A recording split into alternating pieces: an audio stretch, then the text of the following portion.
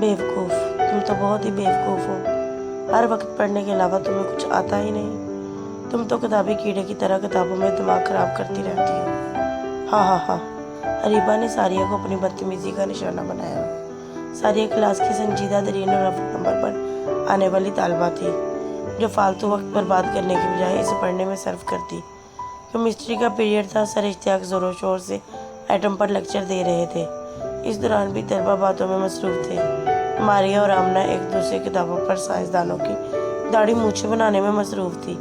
हलीमा और सलीमा लेक्चर सुनने की बजाय कायदे आज़म के 14 नुकात पर बढ़ा रही थी। अलीना का ध्यान खाने की तरफ था।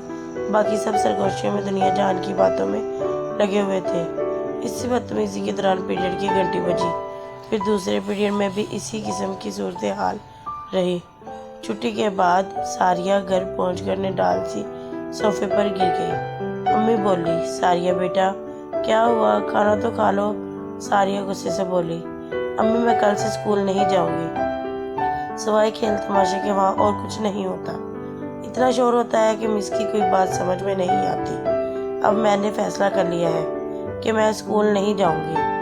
सारिया रोते हुए अपने कमरे में चली गई और धड़ाम से दरवाज़ा बंद कर लिया। शाम को अम्मी सारिया के पास गई, जो ट्यूशन जाने की बजाय सोफे पर सर पकड़कर बैठी थी। अम्मी ने समझाते हुए कहा, दूसरों की हरकतों और लापरवाहियों की वजह से तुम खुद अपना नुकसान कर लोगी।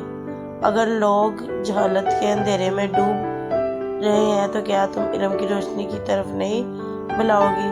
सारिया की समझ में आ गई। सारिया ने ऐद किया कि वो ना खुद इल्म से पीछे हटेगी बल्कि दूसरों को भी जज्बा दिलाएगी। इसने अगले दिन से ही इल्म फैलाओ मुहिम का आगाज कर दिया और कुछ दिन बाद ही इसका बहुत अच्छा नतीजा सबके सामने आया।